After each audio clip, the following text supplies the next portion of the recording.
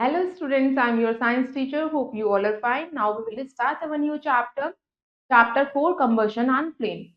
So, in this chapter we shall learn about the what is combustion, what is complete combustion, what is incomplete combustion. Combustion means burning.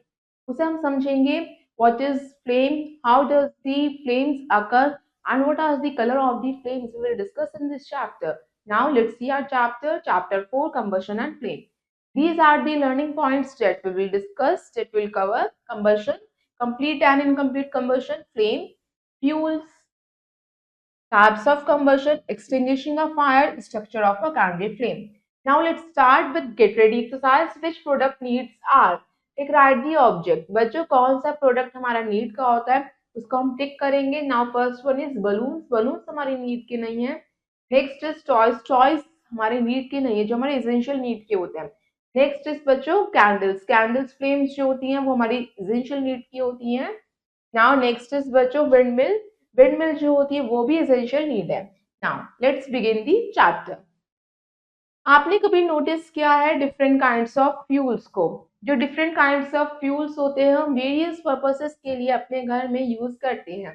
Just like candle, wood, match stick, coal का इस्तेमाल किया जाता है जिनसे heat, गर्मी, light यानी कि रोशनी दोनों ही चीजें एमिट होती हैं. मैग्नीशियम रिबन को जब जलाया जाता है तो वो बर्न होती है एक वाइट ब्राइट लाइट के साथ. जब एलपीजी को, लिक्विफाइड पेट्रोलियम गैस को बर्न किया जाता है तो वो एक ब्लू फ्लेम के साथ बर्न होती है. नाउ इस चैप्टर में हम स्टडी करने वाले हैं बर्निंग प्रोसेस को. कौन कौन से काइंड की फ्लेम्स प्रोड्यूस होती है बर्निंग के दौरान, और फ्यूल्स का क्या रोल होता है बर्निंग प्रोसेस में. तो इन सारे टॉपिक्स को हम डिस्कस करेंगे. Now let's start our first topic, what is combustion. Combustion क्या होता है? कंबशन जो एक प्रोसेस होता है जब किसी भी सब्सटेंस को बर्न किया जाता है एयर की प्रेजेंस में या ऑक्सीजन की प्रेजेंस में, और उसमें से हीट और लाइट एमिट होती है. क्या हम दूसरे वर्ड्स में कह सकते हैं एक ऐसा केमिकल प्रोसेस जिसमें एक सब्सटेंस रिएक्ट करता है ऑक्सीजन के साथ हीट को प्रोड्यूस करने के लिए, उसे कंबशन कहते हैं. जो सब्सटेंस बच्चों कंबशन करता है, जो बर्न हो रहा है, उसे हम कहेंगे कंबस्टिबल सब्सटेंस, या हम फ्यूल भी कह सकते हैं. नाउ बच्चों कुछ हमारे कभी कभी क्या होता है लाइट भी प्रोड्यूस होती है जब हम कंबशन करते हैं, किसी भी चीज को बर्न करते हैं. और बच्चों वो लाइट फ्लेम के तौर पे प्रोड्यूस हो सकती है या सिर्फ एक रोशनी ग्लो कर सकती है. फ्लेम्स जो प्रोड्यूस होते हैं बर्निंग के दौरान कैंडल में से. और बच्चों कभी कभी क्या होता है ग्लो भी होता है. चारकोल को आप बर्न करिए, वो फ्लेम प्रोड्यूस नहीं करेगा, वो ग्लो करेगा. और बच्चों जो कैंडल होती है वो फ्लेम प्रोड्यूस करती है. Now let's see the knowing fact. जो फूड हम खाते हैं वो एज अ फ्यूल काम करते हैं जिससे हमारी एनर्जी रिलीज होती है. हमारी फूड प्रोसेस क्या करता है कंबस्टिबल करता है. Combustible and non combustible substance कौन से होते हैं? वो सब्सटेंस जो इजिली बर्न हो जाते हैं वो कंबस्टिबल सब्सटेंस होते हैं. जैसे paper, kerosene, would, petrol, diesel, LPG, cloth etcetera. जो सब्सटेंस हमारे आसानी से बर्न नहीं होते वो हमारे कौन से सब्सटेंस होते हैं? नॉन कंबस्टिबल सब्सटेंस होते हैं. Let's see examples, water, glass, cement, sand, soil etcetera. Now here are the images of the combustible substance wood and petrol, and here are the images of the non-combustible substance water and cement. Your next topic is conditions necessary for combustion. अगर हमें किसी भी substance को burn करना है तो कौन सी conditions requirement होगी? Now first is presence of combustible substance. वो सब्सटेंस हमारा कंबस्टिबल होना चाहिए, मतलब कि वो बर्न फायर को कैच करने वाला होना चाहिए. Just like would and paper, वो आसानी से कंबस्ट कर लेते हैं. कुछ हमारे सैंड और ग्लास वो तो बर्न नहीं होते, तो कंबस्टिबल सब्सटेंस जरूर होना चाहिए. सेकेंड कंडीशन होनी चाहिए कि वो सपोर्टर होना चाहिए कंबशन का, यानी कि उसे कितने सप्लाई की जरूरत है बर्न होने के लिए. जस्ट लाइक ऑक्सीजन और एयर, वो हमारी एसेंशियल होती है कंबशन के लिए. नेक्स्ट आता है इग्निशन टेम्परेचर. कंबस्टिबल सब्सटेंस जो होते हैं एक सर्टेन मिनिमम टेम्परेचर पे बर्न करना जलना स्टार्ट हो जाते हैं. जो मिनिमम और लोएस्ट टेम्परेचर होता है किसी भी सब्सटेंस का जब वो बर्न करना स्टार्ट करता है उसी को हम उसका इग्निशन टेम्परेचर कहते हैं. जैसे फॉस्फोरस है, वो एकदम से फायर को कैच कर लेता है, उसका इग्निशन टेम्परेचर क्या है? 30 to 35 डिग्री सेंटीग्रेड. जो इग्निशन टेम्परेचर है वुड का वो 250 से 300 डिग्री सेंटीग्रेड होता है. बच्चों जिसका सबसे कम इग्निशन टेम्परेचर होता है, जो सबसे कम टेम्परेचर पे बर्न होता है, वो हमारा सबसे अच्छा कंबस्टिबल सब्सटेंस होता है. बच्चों जो हमारे सब्सटेंस होते हैं वुड और पेपर वो क्या है कंबस्टिबल है. और कुछ हमारे सब्सटेंस जो होते हैं मगर कंबस्टिबल तो है, मगर ये बर्न नहीं होंगे रूम टेम्परेचर पे, बिकॉज इनमें क्या है, एक इग्निशन टेम्परेचर होता है। जब तक इन्हें वो इग्निशन टेम्परेचर नहीं मिलता तब तक वो बर्निंग करना स्टार्ट नहीं करते। इन थ्री कंडीशंस जो है हमारी नेसेसरी होती है किसी भी सब्सटेंस को कंबशन करने के लिए। Now students, let's do activity first. इस एक्टिविटी का आपका एम है आपको शो करना है कि एयर भी जरूरी होती है, ऑक्सीजन भी जरूरी है कंबशन के लिए, बर्निंग के लिए। आपको एक कैंडल चाहिए, ग्लास टम्बलर चाहिए, मैच बॉक्स। आपने क्या करा, कैंडली उसे फिक्स कर दिया अपने टेबल पे और उसे बंद करना स्टार्ट कर दिया। फ्लेम को बंद करा उसकी, फिर आपने उसे कवर कर दिया, ग्लास टम्बलर को इन्वर्ट करके उल्टा ढक दिया। फिर आप देखेंगे जैसे ही आपने उसे कवर करा तो उसकी फ्लेम क्या थी, बर्न ऑफ हो गई, बुझ गई। तो मतलब कि जैसे ही आपने उसकी एयर की सप्लाई को कट ऑफ करा तो क्या हो गया, फ्लेम ने बंद करना रुक गया। तो मतलब कि वो एयर के प्रेजेंस में ही बंद कर रही थी, जैसे आपने उसकी सप्लाई को कट करा वो ऑफ हो गई। Now let's do activity second. इसमें आपका एम है आपको शो करना है जो सब्सटेंस कैच नहीं करते फायर किसी भी अपने इग्निशन टेम्परेचर के नीचे, मतलब उनको इग्निशन टेम्परेचर उतना मिलना चाहिए तभी वो बर्निंग स्टार्ट करते हैं। नाउ लेट्स सी, आपको 2 कैंडल्स चाहिए, 2 पेपर कप चाहिए और पानी चाहिए। आपने लेट्स स्टार्ट द प्रोजेक्ट। सबसे पहले क्या करा, 2 पेपर कप जो कम से कम 100 ml कैपेसिटी के होने चाहिए, उसमें थोड़ा सा पानी डाला एक कप में और दूसरे में 1/3 डाला। नाउ फिर आपने क्या करा, दोनों ही कप्स को बर्निंग कैंडल के ऊपर रखा, just shown in the image.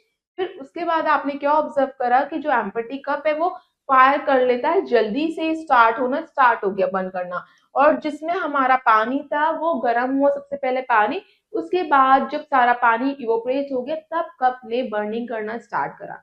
इससे हमने क्या एक्सप्लेन करा कि जो कैंडल फ्लेम थी जैसे ही उसका टेम्परेचर को रेज करा बट कप में, मतलब उसे अपना इग्निशन टेम्परेचर मिल गया। और जिस कप में पानी था उसे अपना इग्निशन टेम्परेचर अटेन नहीं हुआ, सबसे पहले उसका सारा इग्निशन टेम्परेचर वाटर ने लिया। जब वाटर वेपर में चेंज हो गया तब उसने अपना इग्निशन टेम्परेचर अटेन करा और बर्निंग करना स्टार्ट करा। नाउ नेक्स्ट आता है टाइप्स ऑफ कंबशन। बच्चों नेचर और इंटेंसिटी के अकॉर्डिंग कंबशन को 3 टाइप्स में क्लासिफाई करा है। Now let's start with rapid combustion. बच्चों जो कंबशन जो है हमारी लार्ज अमाउंट की हीट और लाइट रिलीज करती है छोटे ही टाइम पीरियड में, मतलब बहुत जल्दी ही, उसे हम रैपिड कंबशन कहते हैं, यानी जब एलपीजी होती है। बच्चों एलपीजी का यूज किया जाता है, आपने देखा होगा जैसे हम एलपीजी को क्या करते हैं, बर्न करना स्टार्ट करते हैं, उसके अंदर से ब्लू फ्लेम निकलती है और बच्चों कितनी जल्दी वो कंबशन करती है। नाउ नेक्स्ट आता है आपका स्पॉन्टेनियस कंबशन। स्पॉन्टेनियस कंबशन में वो होता है जब सब्सटेंस हमारा स्पॉन्टेनियसली बर्न करता है, उसमें से हीट और लाइट एमिट होती है बिना किसी एक्सटर्नल हीट के। आप बच्चों मतलब आप उसमें कोई भी एक्सटर्नल यानी बाहर से फायर नहीं कर रहे, वो अपने आप ही कंबस्टिबल हो रहा है। फॉस्फोरस जो है आप उसे रूम टेम्परेचर में रख दीजिए, ऐसे ही वो बर्न होना स्टार्ट हो जाएगा, उसमें से हीट रिलीज होगी, लाइट एनर्जी रिलीज होगी। नेक्स्ट आता है जिस तरीके से आपको शो कर रखा, white phosphorus capped air tight container. इसे एयर टाइट कंटेनर में रखा, जैसे इसका आपने लिड हटाई, उसने एक्सपोजर करा एयर के साथ, अपने आप ही फायर को कैच करा। नाउ नेक्स्ट है आपका एक्सप्लोजन। एक प्रोसेस होता है कंबशन का जिसमें लार्ज अमाउंट की गैस इवॉल्व होती है ट्रिमोंडियस अमाउंट ऑफ हीट, लाइट और साउंड के साथ।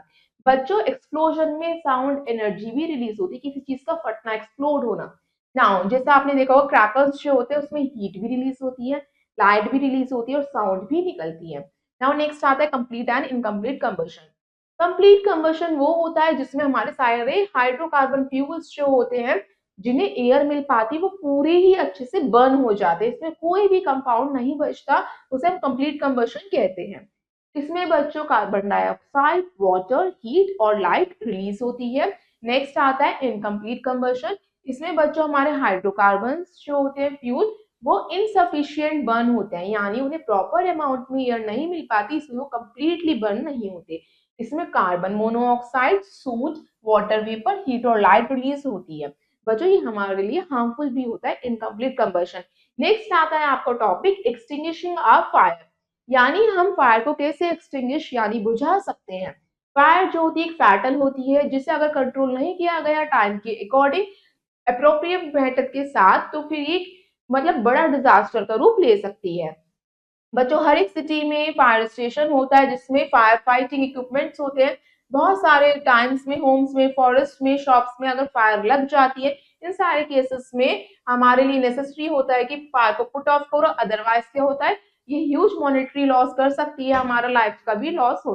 तो नाउ स्टूडेंट्स हमने समझा कि हमारी 3 एसेंशियल कंडीशंस होती हैं जो कंबशन करती हैं यानी फायर को प्रोड्यूस करती हैं। हम एक बार वन बाय वन उस कंडीशंस को देखते हैं। अगर हम उन कंडीशंस को फुलफिल नहीं करेंगे तो हमारा कोई भी सब्सटेंस कंबस्टिबल नहीं करेगा, फायर नहीं होगी। नाउ स्टूडेंट्स, फायर को हम इसी तरीके से एक्सटिंग्विश कर सकते हैं। Now let's look the following veg. First है आपका, first of all combustible substance को रिमूव कर दीजिए, जो क्या कर रहा है, इजीली फायर को कैच कर रहा है उस प्लेस से। हम फायर को एक्सटिंग्विश इस तरीके से कर सकते हैं। सेकेंड, अगर हम जो फायर का कंबशन का सपोर्टर होता है यानी ऑक्सीजन, उसके सप्लाई को स्टॉप कर दीजिए। यानी थर्ड, आप क्या कर सकते हैं, किसी भी ऑब्जेक्ट के टेम्परेचर को लो कर सकते हैं, उसकी इग्निशन टेम्परेचर को कम कर देंगे तो वो फायर को कैच नहीं कर पाएगा, क्योंकि उसे अपने इग्निशन टेम्परेचर की जरूरत होती है फायर को कैच करने के लिए। ये हमारे कॉमन मेथड्स होते हैं जिससे हम फायर को एक्सटिंग्विश कर सकते हैं। बच्चों, वाटर जो हमारा कॉमन फायर एक्सटिंग्विशर होता है, आप लोग सोचते हैं कि पानी से हम आग को बुझा सकते हैं, इसे हम तब यूज कर सकते हैं जब हमारे मटेरियल्स जो हो हमारे नॉन कंबस्टिबल, जैसे वुड, पेपर एक्सेट्रा, ये सारी चीजें हो, तब हम उस पे वाटर का यूज कर सकते हैं। पानी का इस्तेमाल हम बच्चों इलेक्ट्रिकल इक्विपमेंट्स में फायर जब लग जाती है उसको बुझाने के लिए नहीं कर सकते, वो और फायर को क्या करते हैं, स्प्रेड कर सकते हैं। नेक्स्ट आता है, वाटर को हम यूज नहीं कर सकते ऑयल के ऊपर, पेट्रोल फायर्स के ऊपर, इससे और बर्निंग इंक्रीज होती है। नाउ नेक्स्ट आता है आपका फायर एक्सटिंग्विशर। फायर एक्सटिंग्विशर एक पोर्टेबल डिवाइस होता है जिसे हम यूज करते हैं एक्सटिंग्विश करने के लिए एक्सीडेंटल फायर को। बच्चों, इसे पेंट किया जाता है रेड कलर से, जिससे हम इसे इजीली आइडेंटिफाई कर सकते हैं। कभी कभी ये पॉसिबल नहीं होता कि हम सारे ही कंबस्टिबल सब्सटेंस को उस प्लेस से रिमूव कर दें, उस जगह हम कहाँ यूज करते हैं, फायर एक्सटिंग्विशर्स का यूज करते हैं। फायर एक्सटिंग्विशर क्या करते हैं, कोई भी उस प्लेस की टेम्परेचर को लो डाउन करने में हेल्प करते हैं, यानी एयर की सप्लाई को कट ऑफ कर देते हैं। और टू कॉमन टाइप्स के फायर एक्सटिंग्विशर्स होते हैं जिसे हम कॉमनली यूज करते हैं, सोडा एसिड फायर एक्सटिंग्विशर और carbon dioxide fire extinguisher. Now let's start with soda acid fire extinguisher. Soda acid fire extinguisher जो है हमारा किस प्रिंसिपल पे बेस है, कूलिंग द बर्निंग सब्सटेंस। अगर हम कोई भी जलते हुए सब्सटेंस को कूल करना स्टार्ट करेंगे, एयर की सप्लाई को कट ऑफ करेंगे, उसके इग्निशन टेम्परेचर को लो करेंगे, ये हमारा सोडा एसिड फायर एक्सटिंग्विशर में यूज होता है। इसमें एक स्मॉल ग्लास बॉटल होती है जिसमें सल्फ्यूरिक एसिड होता है जो स्ट्रॉन्ग आयरन वेसल में कंटेन रहता है। इसमें सोडियम बाइकार्बोनेट सॉल्यूशन भी होता है। जैसे ही हम इसके नोब को स्ट्राइक करते हैं तो बॉटल क्या करता है, एसिड को ब्रेक करना स्टार्ट करता है और इसमें से कार्बन डाइऑक्साइड लिबरेट होती है बेकिंग सोडा की हेल्प से, और कार्बन डाइऑक्साइड जो होती है वो ऑक्सीजन की सप्लाई को कट ऑफ कर देती है। नेक्स्ट आता है कार्बन डाइऑक्साइड फायर एक्सटिंग्विशर। बच्चों, कार्बन डाइऑक्साइड ये हमारा बेस्ट फायर एक्सटिंग्विशर होता है जो इम्फ्लेमेबल मटेरियल्स यानी कि ऑयल, पेट्रोल और इलेक्ट्रिकल इक्विपमेंट्स में फायर को बुझाने में इस्तेमाल किया जाता है। कार्बन डाइऑक्साइड ये हमारी हैवी होती है ऑक्सीजन से, जो हमारे फायर को कट ऑफ कर देती है, उसको पुट ऑफ कर देती है। और कार्बन डाइऑक्साइड क्या करती है, हमारी फिल्ड रहती है नॉन इन्फ्लेमेबल सब्सटेंस से। एक्सट्रीम प्रेशर के अंदर ये इजीली आइडेंटिफाई होती है क्योंकि इसकी बॉडी भी रेड पेंटेड रहती है। इसके ऊपर ब्लैक लेबल भी होता है इसके नेक के अराउंड, अगर आप देखेंगे। Let's see the image. Now let's think and answer your first question is answer the following question. What do you understand by combustion. Combustion क्या होता है, किसी भी सब्सटेंस का बर्न होना, combustion. Select combustible substance from the following, इसमें से आपको कंबस्टिबल सब्सटेंस सिलेक्ट करने हैं। नाउ वुड होता है कंबस्टिबल, यस। स्टोन नहीं होता, एल्यूमिनियम वायर होता है, पेपर होता है, मैचस्टिक भी कंबस्टिबल होती है, कैंडल विक्स भी कंबस्टिबल होती है। Write the names of two inflammable substances. कौन से हमारे इनफ्लेमेबल सब्सटेंस होते हैं बच्चों, कैंडल, और हम पेपर कह सकते हैं, मैचस्टिक कुछ भी। Which type of combustion occurs in crackers. Crackers में कौन सा कंबशन होता है, एक्सप्लोजन, इसमें हीट, लाइट और साउंड एनर्जी रिलीज होती है। Next let's see flame. कुछ सब्सटेंस हमारे बर्न होते हैं फ्लेम के साथ, कुछ सब्सटेंस हमारे बर्न होते हैं बिना फ्लेम के। फ्लेम प्रोड्यूस होती है जब कोई भी कंबस्टिबल सब्सटेंस जो है वेपर स्टेट में आता है, तब वो बर्न होता है। इसमें बच्चों फ्लेम प्रोड्यूस होती है कंबशन के दौरान। कंबस्टिबल सब्सटेंस जो होते हैं वो हमारे गैस के भी सपोर्टर होते हैं। एक फ्लेम एक शाइनिंग जोन होती है जो कंबस्टिबल गैसेस मटेरियल्स को कंबशन करने में, हीट और लाइट को प्रोड्यूस करने में हेल्प करती है। Now let's see the luminous flame. Luminous flame कौन सी होती है, ये फ्लेम जो होती है हमारी, इसमें हीट और लाइट एमिट होती है। ये फ्लेम को ऑब्जर्व कर सकते हैं आप इनसफिशिएंट ऑक्सीजन के सप्लाई में, जब उसे ना ऑक्सीजन नहीं मिल पाती तब आपकी ल्यूमिनस फ्लेम ऑब्जर्व की जाती है। ये ब्लैक सूट और रेजिड्यू देती है। और ये येलो फ्लेम होती है, ये ल्यूमिनस फ्लेम।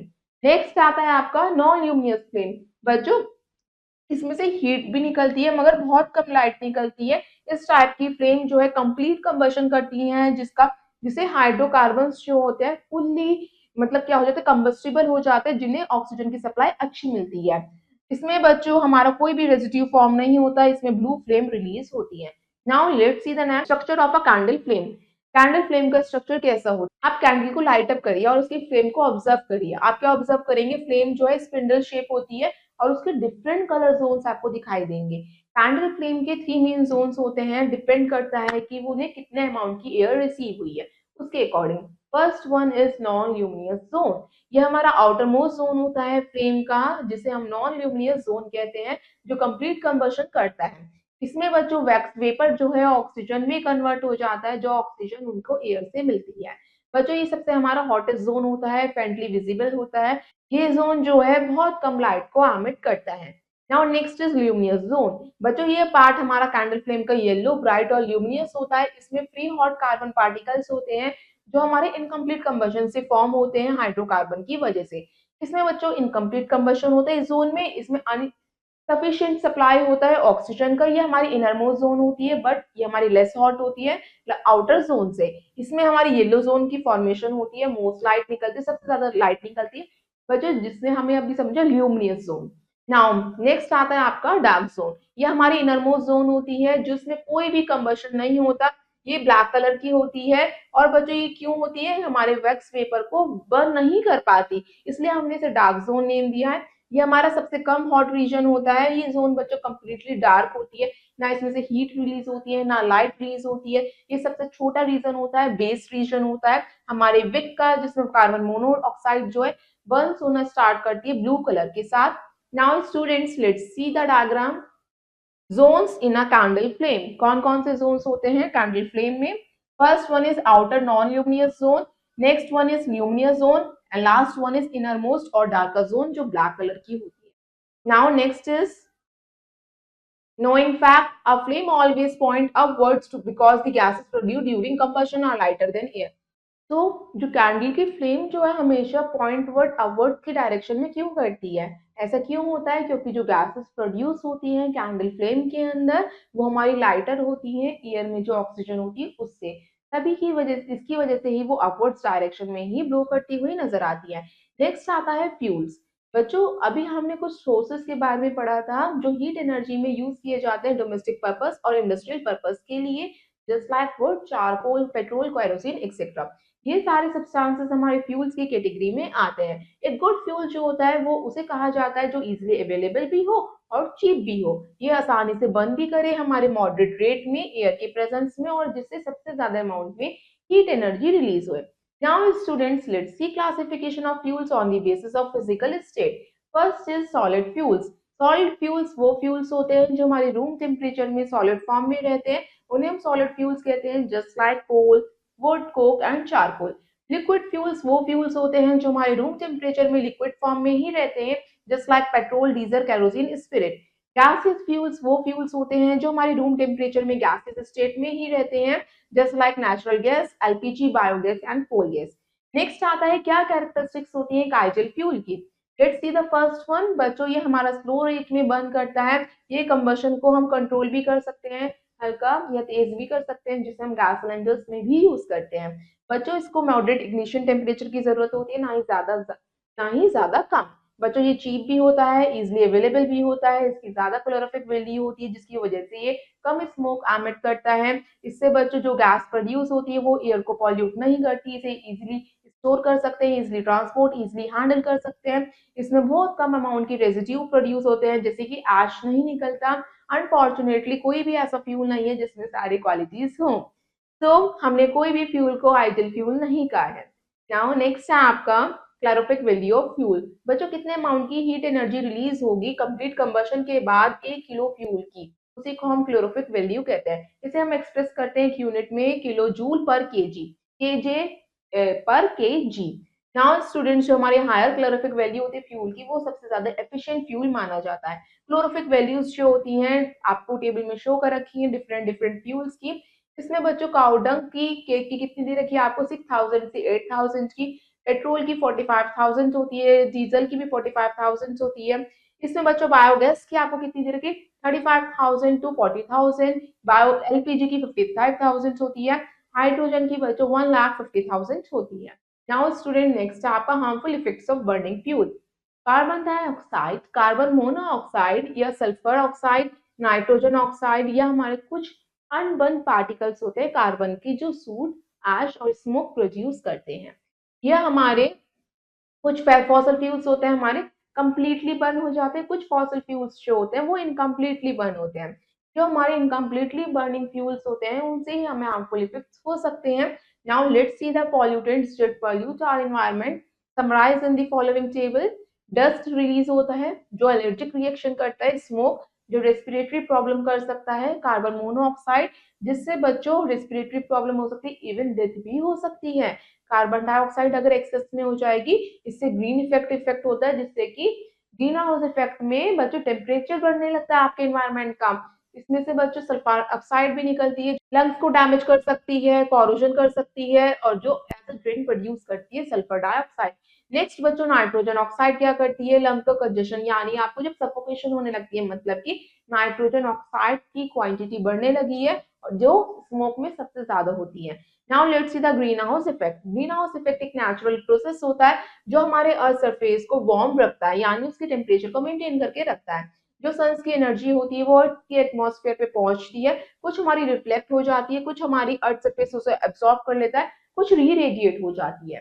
जो ग्रीन हाउस गैस होती है उसमें water vapour, carbon dioxide, methane और नाइट्रस ऑक्साइड प्रेजेंट होती है। एक एटमॉस्फेयर जिसमें सबसे ज्यादा कार्बन डाइऑक्साइड ट्रैप हो जाती है हीट की फॉर्म में, उसी को हम ग्रीन हाउस इफेक्ट कहते हैं। बहुत सारे साइंटिस्ट का मानना ये है कि बच्चों जैसे जैसे हमारा एवरेज टेम्परेचर बढ़ रहा है वो हमारा कॉज है ग्रीन हाउस इफेक्ट का, यानी कि जिससे हमारी ग्लोबल वार्मिंग इंक्रीज हो रही है, गर्मी बढ़ रही है।